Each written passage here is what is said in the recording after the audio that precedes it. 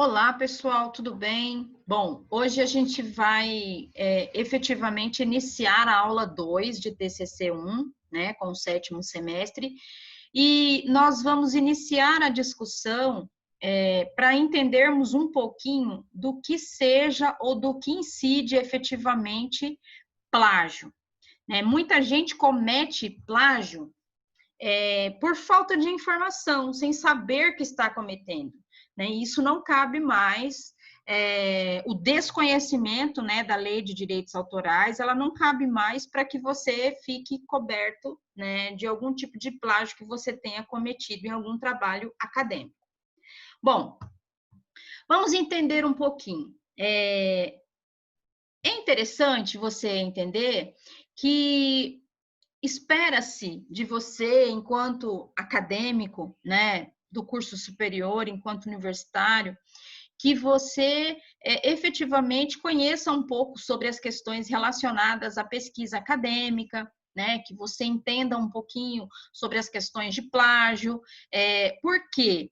Porque tanto que se você for pleitear aí uma pós-graduação, seja ela estrito sensu ou lato sensu, né, uma especialização aí, ou às vezes você vai se candidatar para um mestrado, né, ou um doutorado, você não vai mais receber aulas sobre essa questão de elaborar projeto, de elaborar artigo, porque já vai ficar subentendido, como você já tem graduação, que você saiba fazer isso. Então, é importante que você tenha essa informação.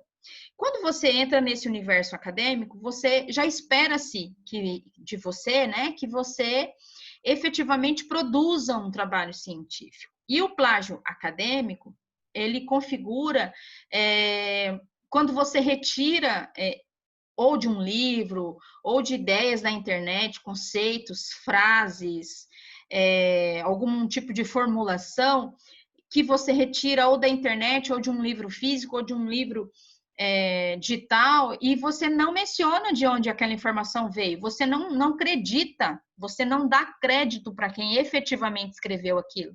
E quando você se cala, você efetivamente diz que aquela informação é tua nas entrelinhas. Porque a ciência diz que quando você produz um trabalho científico, todos os parágrafos que não estiverem referenciados é do autor que está escrevendo o artigo, ou o projeto, ou o trabalho científico. Então, se você retira o trabalho, um pedaço, uma parte de um trabalho de alguém que não é teu, né, e você não coloca quem é o autor que escreveu aquilo, fica subentendido que você está dizendo aquilo. E isso vai incidir plágio para você. Né? Se a gente passar essa informação num farejador, né, num programa que detecta plágio, ele vai detectar onde que efetivamente aquele trabalho foi dito de maneira inédita, onde ele foi efetivamente, quem é o autor que escreveu ele de maneira original. Quando a gente fala de plágio, efetivamente, a gente fala de violação de direitos autorais de outrem. Ou seja, você vai ter implicações cíveis, penais, né? Enfim, de estar se apropriando da ideia de alguém e não estar acreditando a fonte, está dizendo que aquela informação é tua. Isso pode ter consequências graves, né? Hoje em dia, nos concursos públicos, uma das estratégias que as pessoas estão buscando com as pessoas que são aprovadas, né, com melhores classificações, é verificando o TCC, verificando o TCC dela de especialização, ou de mestrado, ou de doutorado, para verificar se tem plágio, se não tem plágio, né? A gente tem exemplos aí do nosso ex-ministro da Educação, né, que efetivamente foi acusado de plágio em várias instâncias, né, tanto no mestrado como na possível tese de doutorado que ele também não concluiu e que tinha muitos problemas relacionados à questão de plágio, ele não pôde concluir porque ele teve que fazer adaptação e ele não fez, enfim, e a gente sabe de toda a implicação que foi, né, que aconteceu por conta dessa situação de plágio. Bom, mas aqui nessa aula, ó, como vocês podem perceber, vai ter alguma parte teórica que eu deixei aqui para vocês lerem. Eu deixei o Código Civil e Penal, onde trata a questão do plágio, com os artigos, ó, que tratam sobre essa questão, para quem gostar, quem tiver interesse em se aprofundar, tá? Mas o que eu quero que a gente se atenha é essa tabela aqui, que são os tipos de plágio. Por quê? Porque não existe um único tipo de plágio, existem várias possibilidades, né, de plágio. Às vezes a gente acha que é só esse primeiro ali, ó, o plágio direto ou integral, que é quando você faz uma cópia ou uma transcrição completa, Ctrl+C, Ctrl+V de algum lugar. Tem gente que copia o trabalho inteiro, entrega o artigo até com o nome do autor original e não da pessoa. Já aconteceu comigo isso. Mas, enfim. Plágio direto ou integral, você copia o trabalho inteiro de capa a capa e entrega como se fosse teu, tá? Plágio parcial, você copia algumas frases ou alguns parágrafos, né, de várias fontes, mas você só copia algumas frases, você não faz uma cópia integral, você faz uma cópia parcial e associa como teu e agrega nas informações que você produziu. Então, é um plágio parcial. Referência vaga ou incorreta é muito comum também. Você faz o quê? Você monta o seu trabalho, vai pegando partes de trabalhos de outras pessoas, né? E coloca incorporado naquilo que você efetivamente produziu. E aí, você acha que se você colocar só no final, lá na sua referência, todas as fontes que você usou no corpo do trabalho, você está ileso do plágio. Não está. Porque se você não disser no corpo, aonde aquelas informações da referência estão inseridas, a pessoa não vai conseguir saber. E quando aquilo ali é passado num farejador, automaticamente vai cair como daquela pessoa que você colocou na referência, mas não mencionou no corpo. Então, o certo é você mencionar no corpo do trabalho e na referência. Tá? Quem disse? Plágio conceitual é quando você se apropria de conceitos, né? Alguém disse que crime hediondo é isso, isso, isso e isso. Que direito penal é isso, isso, isso e isso. Você se apropria daquele conceito que foi dito, né? E não diz a origem de quem falou, não diz quem disse aquilo. Ou seja, você não nomina, não acredita quem falou aquele conceito. E você está se apropriando de uma informação que não é tua, ou de uma teoria que você não escreveu. Tudo o que você colocar no seu trabalho que não for teu, peque pelo excesso, não pela falta. Mencione todas as pessoas que disseram alguma coisa que você colocou no seu trabalho. Parafrase, né? Qual que é o plágio de parafrasear autores, né? Esse é muito tradicional também. Você lê muitas coisas na hora que você está produzindo o seu trabalho, o seu artigo ou o seu projeto de pesquisa, e aí você lê aquelas informações, mas não coloca na íntegra como primeiro lá, o plágio direto. Você coloca com as suas palavras, né? Você, às vezes, substitui algumas palavras por sinônimos, né? Você modifica, você altera. Isso não significa que você passou a ser o dono da informação, por você ter alterado, por não estar igual na internet.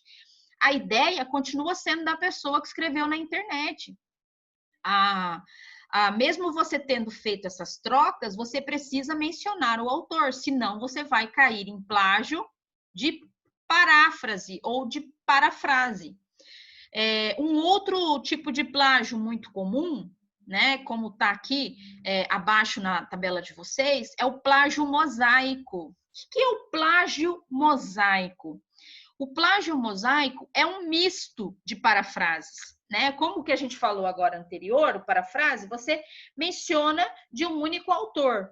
Quando você faz um mosaico, é como se você abrisse, por exemplo, 5 páginas de artigos científicos que não foram produzidos por você, e você pega a frase de um, com a frase do outro, com a frase do terceiro, com a frase do quarto, com uma frase do quinto, une essas frases e cria um conceito teu, certo?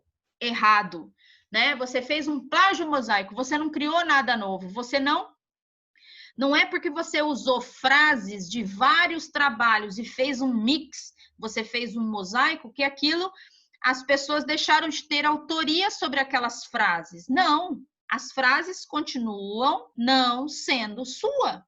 Você precisa referenciá-las, tá? Plágio consentido ou conluio também é muito conhecido, né? O plágio consentido é aquela pessoa que paga o trabalho, né? Paga alguém para fazer o trabalho, compra o trabalho efetivamente, né? Você pagou pelo trabalho, mas ele continua não sendo seu. Não é porque você pagou que você tem que você é o dono daquelas ideias, daquela construção científica que foi realizada. Você não é. Você continua caindo em plágio, tá? Falsa autoria. O que é falsa autoria? Inclusão, por exemplo, de uma pessoa que tenha feito um trabalho, quando você coloca o nome de um colega que fala, coloca meu nome aí no trabalho, mas ele não fez absolutamente nada, nada, ele não contribuiu com nada, né? Você está acreditando uma falsa autoria, uma falsa contribuição dele neste trabalho, sendo que ele não fez. E o último tipo de referência é a referência falsa. O que é isso? Às vezes, sei lá, vamos dar um exemplo aqui. Você vai a uma biblioteca física, né? Você vai lá na UFMT, pesquisa sobre o seu projeto ou sobre o seu artigo científico, encontra algumas obras, né? Às vezes, com a facilidade do celular de agora, você tira a foto dos trechos, das partes que você quer usar no seu trabalho, mas você se esquece de pegar a ficha catalográfica ou a foto da capa e contracapa de onde você tira a referência, né? As informações para a construção da sua referência. E aí, o que você faz? Você cria, você inventa um nome de livro, você inventa os autores, você inventa uma editora, você inventa as informações da construção da referência para usar aquela informação. Quando ela é checada num farejador, ele aparece como referência falsa, tá?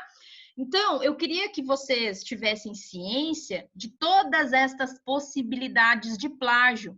Muitas vezes, as pessoas, o que eu mais percebo quando eu recebo trabalho, né, às vezes até por falta de informação, sem má fé, as pessoas elencam os livros todos ou os artigos todos da internet que usou lá na referência no final do trabalho, mas no corpo não identifica. Cai como plágio do mesmo jeito, né? Que é o plágio de referência vaga.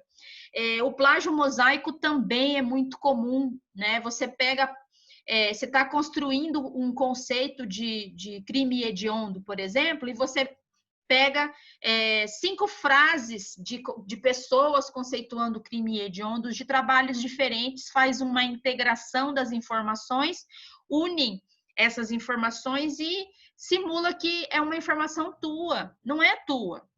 Para a informação ser tua, você precisa ter produzido, ou seja, você precisa ter essa informação publicada em algum lugar, né? E a grande maioria de vocês está iniciando o processo científico e acadêmico de construção científica agora. Então, vocês precisam acreditar a origem das informações que vocês utilizam. Isso dá crédito para o trabalho de vocês, isso eleva o status do trabalho de vocês, né? Porque é muito ruim, é muito antiético você fazer uso de plágio. Se você está num programa de mestrado, por exemplo, a grande maioria deles, eles convidam você a se retirar do programa se eles percebem plágio, independente se você tem ciência ou não que cometeu o plágio. Mesmo que você alegue que você não teve má fé, alegue desconhecimento, esse item de desconhecimento, ele não te salva em caso de você cair em algum tipo de plágio desses que nós falamos agora.